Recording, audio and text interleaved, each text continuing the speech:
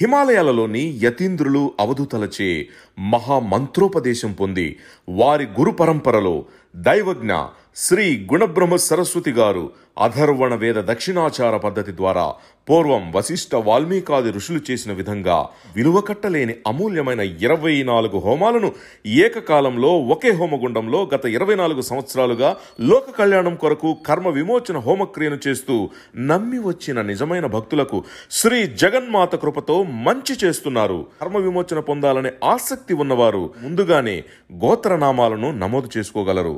Address Shri త్రిశక్తి పూజా మందిర్, తిరుపతి దగ్గర, రేణిగుంట, ఆంధ్రప్రదేశ్. ప్రపంచ వ్యాప్తంగా ఉన్న డిఎన్ఏ ఆస్ట్రాలజీ యూట్యూబ్ ఛానల్ ప్రియులందరికీ నా హృదయపూర్వక నమస్కారములు. నేను తిరుపతి పట్టణంలోని రేణిగుంట నుండి మీ గుణబ్రహ్మ సరస్వతి. ఈ వీడియో ద్వారా ఒక కుటుంబంలో ఉన్నటువంటి బిడ్డల జాతకాలను చూసి వారి తండ్రి ఏ వృత్తిలో ఉంటారు, ఏ వృత్తిని చేస్తుంటారు, ఏ ఉద్యోగం చేస్తుంటారు, ఏ ప్రొఫెషన్ని కొనసాగిస్తుంటారు అని డిఎన్ఏ ఆస్ట్రాలజీ ప్రకారంగా అట్టే చెప్పేవచ్చు. సాధారణంగా ఒకరి జాతకాన్ని పూర్తిగా చూసిన తర్వాత వారు ఏ వృత్తిని చేస్తున్నారో చెప్తుంటారు సాధారణ జ్యోతిష్యులు. కానీ డిఎన్ఏ ఆస్ట్రాలజీ ప్రకారంగా ఒకరు ఫలానా వృత్తి చేస్తున్నారు అంటే వారి జాతకము ఇలాగే ఉంటుంది. ఇది యూనివర్సల్ గా ప్రపంచ వ్యాప్తంగా ఎంతమంది జాతకాలతో పోల్చి చూసినా ఇలాగే ఉంటుంది అని బల్లగుద్ది చెప్పగలిగే శాస్త్రం ఏదైనా ఉంది అంటే అది డిఎన్ఏ ఆస్ట్రాలజీ మాత్రమే. మనం ఇంతకుముందు సూర్యుని యొక్క కర్మ రిజిస్ట్రీతో, చంద్రుని యొక్క కర్మ రిజిస్ట్రీతో, కుజుని యొక్క కర్మ రిజిస్ట్రీతో ఏ ఏ వృత్తుల్లో తండ్రులు ఉంటారు అన్న విషయాల్ని వారి బిడ్డల జాతకాలను చూసే అట్టే చెప్పేశాం. ఈరోజు ఈ వీడియో ద్వారా బుధునికి సంబంధించినటువంటి కర్మ రిజిస్ట్రీతో ఎవరు ఏ ఏ పనుల్లో వారి తండ్రులు ఉంటారు, అలాగే బుధుడు గురుడు రిలేటెడ్గా ఉంటారు కాబట్టి ఇక్కడ గురువును కూడా మనం కంబైన్ చేసి బుధ గురువులు కర్మ రిజిస్ట్రీతో వృత్తుల్లో ఎవరెవరు వారి తండ్రులు ఉంటారు అన్న విషయాల్ని వారి బిడ్డల జాతకాలను చూసి ఎలా కనుగొనవచ్చు అంటే ఇక్కడ రెండు గ్రహాల యొక్క కర్మ రిజిస్ట్రీలతో దగ్గర సంబంధాలు ఉన్నాయి కాబట్టి నేను రెండింటిని కలిపి చెప్తున్నాను. ఒక కుటుంబంలో తల్లిదండ్రులకు 2 అంతకంటే ఎక్కువ బిడ్డలు పుట్టినప్పుడు వారి జాతకాల్లో కూడాను వారి తండ్రి చేసే వృత్తి అనేది ఉంటుందా అంటే ఖచ్చితంగా రిలేట్ అయి ఉంటుంది. అయితే మనం దాన్ని పరిశీలించి వారి జాతకాలను ముందర పెట్టుకొని చూడాలి. మొదట బుధుని కర్మ రిజిస్ట్రీతో, గురు కర్మ రిజిస్ట్రీతో ఎలాంటి ప్రొఫెషన్స్ ఉంటాయి, ఎలాంటి వృత్తులు ఉంటాయి, ఎలాంటి జాబ్స్ ఉంటాయో మనం తెలుసుండాలి. బుధుడు పుట్టినటువంటి నక్షత్రము ధనిష్ట నక్షత్రము, గురువు పుట్టిన నక్షత్రము పుష్యమి అనే నక్షత్రం. ఇది మనకు తెలుసుండాలి. అయితే బుధుడు ఏ గ్రహాలపై ఏ నక్షత్రాలపై కర్మారిష్టిని కలిగి ఉంటారంటే ముఖ్యంగా రోహిణి, ఉత్తర, పూర్వాషాఢ నక్షత్రాలపై కర్మారిష్టిని కలిగి ఉంటారు. గురువు మృగశిర, హస్త, ఉత్తరాషాఢ నక్షత్రాలపై కర్మారిష్టిని కలిగి ఉంటారు. దీన్ని బట్టి ఈ కుటుంబాలలో ఏ వృత్తులు మళ్ళీ మళ్ళీ వస్తుంటాయి.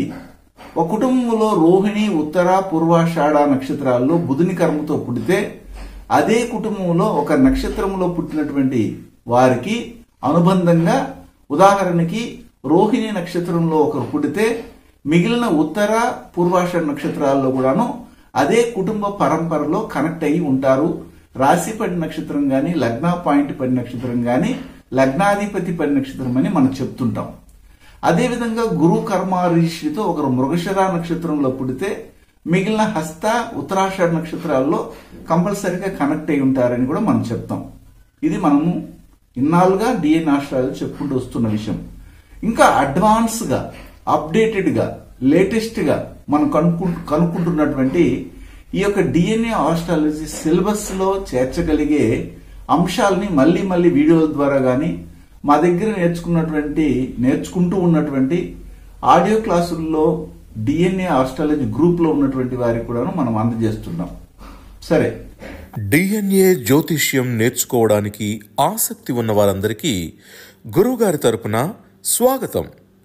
దైవజ్ఞ శ్రీ గుణబ్రహ్మ సరస్వతి గారి నుండి ఆన్లైన్ ఆడియో క్లాసుల ద్వారా అద్భుతమైన ఈ వంశపారంపర్య జ్యోతిష్యంను బేసిక్స్ నుండి అడ్వాన్స్ వరకు నేర్చుకోవాలంటే మీరు ఒక్కసారిగా ఫీజు చెల్లించేస్తే మిమ్మల్ని డిఎన్ఏ వాట్సాప్ గ్రూప్లో యాడ్ చేసినప్పటి నుండి మీ జీవితకాలం డిఎన్ఏ జ్యోతిష్యానికి సంబంధించిన క్రొత్త అప్డేట్స్ని ఆ వాట్సాప్ గ్రూప్లో నిరంతరం పొందవచ్చు. ఫీజు చెల్లించిన వెంటనే జరిగిపోయిన పాఠాలు మీ ఈమెయిల్ ఐడి ఇస్తే గూగుల్ డ్రైవ్కి మొదటే గురువుగారు పంపిస్తారు. అందులో మీకేదైనా డౌట్స్ వస్తే జూమ్ క్లాస్లో గురువుగారే స్వయంగా క్లియర్ చేస్తారు. పీడిఎఫ్ కానీ ప్రింటింగ్ మెటీరియల్ కానీ ఇవ్వబడదని గమనించగలరు. బుధుని యొక్క కర్మ రిజిస్ట్రీని తెలియజేసే నక్షత్రాలు చెప్పాము. బుధుని యొక్క కర్మను తెలియజేసే భావము 4వ భావము అని చెప్పాము. బుధుడు కమ్యూనికేషన్ కూడాను ఆధిపత్యం వహిస్తారు కాబట్టి ఇక్కడ మనము ఒక్కోసారి ఏం చేస్తాము, జనరల్ గానే కూడాను 3వ భావాన్ని కూడా తీసుకుంటుంటారు సాంప్రదాయ జ్యోతిష్యంలో. కానీ మనం మోస్ట్లీ ఏం చేస్తామంటే 4వ భావాన్ని మాత్రమే బుధుని యొక్క కర్మకు సంబంధమైన భావంగా చెప్తుంటాం. అదేవిధంగా గురువు అనే కర్మారిషిని తెలియజేసే గ్రహం వచ్చి 3 గ్రహాలు ఉంటాయి. సూర్యుడు, చంద్రుడు మరియు కుజుడు. ఈ 3 గ్రహాలు కూడా గురువు యొక్క కర్మారిషిని తెలియజేస్తాయి. అదేవిధంగా గురువు యొక్క కర్మను తెలియజేసే భావాలు 1, 2, 5 అయితే బుధుని యొక్క కర్మను తెలియజేసే భావం 4వ భావము. బుధుని యొక్క కర్మను తెలియజేసే భావం కాలపురుషుని 4వ భావం కర్కాటకంగా కూడా తీసుకోవచ్చు. ఇది ఒకటి. అదేవిధంగా గురువు యొక్క కర్మను తెలియజేసే భావాలు 1, 2, 5 కాబట్టి మేషము, వృషభము, సింహాన్ని కూడాను మనము గురువు యొక్క కర్మను తెలియజేసే భావాలుగా తీసుకోవడం అనేది జరుగుతుంది. దీని గురించి అంతా కూడా మనం చర్చించేసాము ఆల్రెడీ మిగిలిన ఇంతకు ముందు ఉన్నటువంటి వీడియోల్లో. ఇప్పుడు మనం చర్చించబోయే విషయం ఏమిటంటే, ఒక బిడ్డ జాతకాన్ని లేదా ఆ కుటుంబంలో ఎంతమంది బిడ్డలు ఉంటే, ఒక తండ్రికి ఒక తల్లికి పుట్టినటువంటి బిడ్డలు ఎంతమంది ఉన్నా గానీ వారి యొక్క జాతకాన్ని చూసి వారి తండ్రి ఏ వృత్తి చేస్తారు అనేది ప్రతి ఒక్క జాతకంలో కూడా కనెక్ట్ అవుతుంది నేను చెప్పే అంశాలైతే. అయితే బుధునికి సంబంధమైనటువంటి వృత్తులు ఏమిటంటే ఐటీ ఫీల్డ్ అంతా కూడా. ఐటీ ఫీల్డ్ అంటే ఏమిటి? ఇన్ఫర్మేషన్ టెక్నాలజీ, టెలికమ్యూనికేషన్ కానీ, అలాగే టీచింగ్ ఫీల్డ్ కానీ. బుధుడు గురువు కలిస్తే టీచింగ్ ఫీల్డ్ కి వెళ్తాం. బుధుడు గురువు కలిస్తే బ్యాంకులో పనిచేయడము, ఫైనాన్స్ డిపార్ట్మెంట్ లోకి వెళ్ళడం జరుగుతుంది. అదేవిధంగా బుధుడు జ్యోతిష్యానికి కారకత్వం వహించే గ్రహ కర్మారిష్టిని చెప్పడం జరుగుతుంది. గురువు టీచింగ్ గాని, బ్యాంకింగ్ గాని, అలాగే ఫైనాన్స్ డిపార్ట్మెంట్, కన్సల్టెన్సీ గాని, అలాగే ఈ యొక్క కిండర్ గార్డెన్స్, ప్లే ఐటమ్స్ అమ్మేవారు గాని, గోల్డ్ స్మిత్, గోల్డ్ అమ్మేవాళ్ళు గాని, అదేవిధంగా వడ్డీ వ్యాపారం చేసేవాళ్ళు, finance department, Panchayati Raj, justice అంటే డిఫెన్స్ లో జస్టిస్ గాని, లాయర్లుగా ఉన్నటువంటి వాళ్ళు గాని, జస్టిస్ వృత్తిలో ఉన్నటువంటి వాళ్ళు తీసుకుంటాం. బుధుని తీసుకుంటే సిఏ, చార్టెడ్ అకౌంట్స్ గాని, అకౌంట్స్ గాని, ప్రింటింగ్ ప్రెస్ గాని, అలాగే జర్నలిజం గాని, లిటరేచర్ గాని ఇలాంటివి తీసుకుంటాము. దాంతో పాటు మనం ఇంతకుముందే చెప్పాము, జ్యోతిష్యానికి గురువు మరియు బుధుడు కలవాల్సినటువంటి అవసరం ఏర్పడుతుంది. బుధుడు స్టూడెంట్ అయితే గురువు వచ్చి టీచర్ కాబట్టి బుధుడు గురువు కలిస్తేనే టీచింగ్ లో కూడా ఉండడానికి అవకాశం ఉంటుంది. అంటే ఈ రెండింటిని కామన్ గా మనం ఏం చేస్తున్నామంటే, బుధుడు మరియు గురువు సంబంధమైనటువంటి వృత్తుల్లో సాఫ్ట్వేర్ కి వెళ్ళాలంటే శుక్రుడు మరియు బుధుడు తీసుకోవచ్చు. బుధుడు కూడా మీడియాలోను, సాఫ్ట్వేర్ లోను, ఓలా, ఊబర్ ఇలాంటి ఉన్నాయి కదా యాప్స్ గాని, అదేవిధంగా మీ సేవ దగ్గర నుండి, ఐడి ప్రూఫ్స్ దగ్గర నుండి, రిజిస్ట్రార్ ఆఫీస్ దగ్గర నుండి ఇవన్నీ కూడా తీసుకోవచ్చు. అదేవిధంగా ట్విట్టర్ గాని, ఫేస్బుక్ గాని, వాట్సాప్ గాని, అలాగా సెల్ ఫోన్ సంబంధమైన సిమ్ కార్డ్స్ దగ్గర నుండి, అలాగే టెలికమ్యూనికేషన్ సంబంధమైనవి కూడా బుధుడి కిందకి తీసుకుంటారు. సరే, వీటన్నిటిలో కూడాను ఎవరో ఒకరు పనిచేస్తుంటారు. ఒక తండ్రి పనిచేస్తున్నాడు. టీచింగ్ ఫీల్డ్ అంటే ప్రొఫెసర్స్ దగ్గర నుండి, లెక్చరర్స్ దగ్గర నుండి, ఉపన్యాసకుల దగ్గర నుండి, ప్రీచర్స్ అంటారు కదా, ఇలాంటి వాళ్ళు, మతాధిపతులు, ఇలాంటి వారు కూడా గురుకర్మ కిందకి వస్తారు. ఓకే, ఇప్పుడు మనం ఏమిటంటే ఒక అబ్బాయో లేదా ఒక అమ్మాయి జాతకం తీసుకుంటున్నాం. వారు ఆ జాతకాన్ని చూసి వాళ్ళ తండ్రి ఈ వృత్తుల్లో, ఇప్పుడు నేను చెప్పిన వృత్తుల్లో ఉన్నారనేది మనం ఎలా ఐడెంటిఫై చేస్తామంటే, ఒక లగ్నం అంటే ఒక అబ్బాయి కానీ ఒక అమ్మాయి జాతకం తీసుకుని లగ్నంలో నుంచి 2వ భావము 2వ భావాధిపతి, 6వ భావము 6వ భావాధిపతి, ఈ రెండు కూడా ఏం చేస్తాయంటే తండ్రి యొక్క వృత్తితో రిలేట్ అవుతుంది. దీంతో పాటు ఇప్పుడు కర్మారీషిని మనం కనెక్ట్ చేయగలిగితే మెయిన్ గా మీ జాతకములో 12వ భావము 12వ భావాధిపతి, 12వ భావము 12వ భావాధిపతి తీసుకోవాలి. అదేవిధంగా ఇక్కడ మెయిన్ గా ఏమిటంటే 9, 10, 11, 9, 10, 11, 9, 10, 11, 12 ఈ 4 భావాలు భావాధిపతులతో 2 మరియు 6 భావాలు భావాధిపతులు కనెక్ట్ అవ్వడం ఇలాగ జరుగుతుంది. అంటే ఏమిటి, 2వ భావంలో వెళ్లి 9వ భావాధిపతి కానీ 9వ భావాధిపతి కానీ 10వ భావాధిపతి కానీ 11వ భావాధిపతి కానీ 12వ భావాధిపతి కానీ కూర్చో ఉండడం.